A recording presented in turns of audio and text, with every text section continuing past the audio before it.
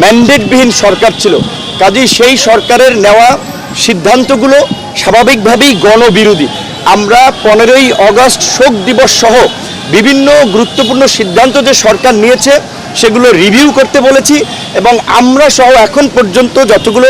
রাজনৈতিক দল আজকের এই সভায় অংশ নিয়েছে, প্রধান উপদেষ্টা এবং অন্যান্য উপদেষ্টাদের সাথে তারা পরিষ্কারভাবেই বলেছে 15ই আগস্ট, এই আগস্ট হচ্ছে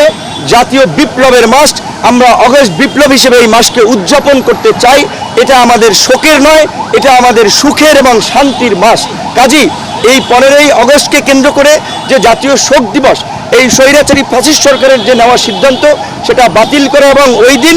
সরকারি যে ছুটি ছিল সেটাও বাতিল করে স্বাভাবিক কার্যক্রম চালু করা এবং আওয়ামী ফ্যাসিস্ট শক্তি 15ই আগস্ট থেকে 21শে আগস্টের মধ্যে ঢাকায় যে তাণ্ডব চালানোর একটা মহাপরিকল্পনা নিয়েছে, সেই পরিকল্পনায় সরকার যেমন আইনশৃঙ্খলা বাহিনীকে দিয়ে তারা মোকাবেলা করবে, একই সাথে আমরা এই আন্দোলনকারী ছাত্র জনতা নাগরিকদেরকে নিয়ে 2-1 দিনের মধ্যেই জনতার মঞ্চ গঠন করে এই গণহত্যায় জড়িত ঘাতক হাসিনার বিচারের দাবি এবং হাসিনা ও তার দোসরদের বিচারের দাবিতে ঢাকা সহ সারা দেশের রাজপথে আমরা অবস্থান নেব। পাশাপাশি আজকে আমরা 14টি বিষয় আমরা প্রস্তাবনা দিয়েছি। দেশের বর্তমান প্রেক্ষাপটে অর্থনৈতিক স্থিতিশীলতা ফিরিয়ে আনতে কোনো ব্যবসায়ীর উপরে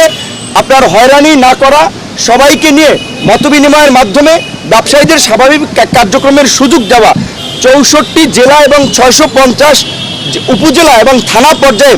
ওসি, ইউএনও, ডিসি, এসপিদের যারা এই সরকারের সহযোগী ছিল তাদেরকে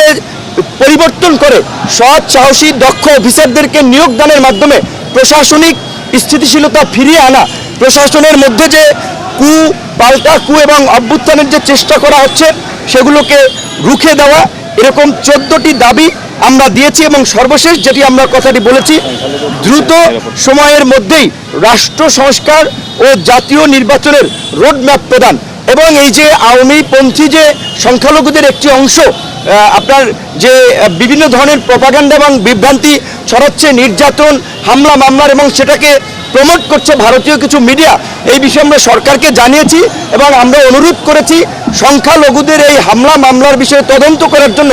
একজন সংখ্যালঘু বিচারপতি কিংবা বিশেষ ব্যক্তির নেতৃত্বে একটি তদন্ত কমিটি করে এই ঘটনার বিষয়ে আপনার ব্যবস্থা নেওয়ার এবং উপদেষ্টাদেরকেও আমরা সংখ্যালঘুদের সাথে মত বিনিময় করার আহ্বান জানিয়েছি। কারণ বিপ্লব উত্তর বাংলাদেশে কেউ অনিরাপদ নয়, সকলে নিরাপদ এবং সকলকে নিয়েই আমরা আগামীর বাংলাদেশ গড়ে তুলব এবং সেই বাংলাদেশ মানবিক সমৃদ্ধ বাংলাদেশ গঠন করার জন্য উপদেষ্টাদের যেই সময় প্রয়োজন, যেই সহযোগিতা প্রয়োজন, তার সবটুকুই সব রাজনৈতিক দল করবে, সেই কমিটমেন্ট উপদেষ্টাদেরকে তারা করেছে।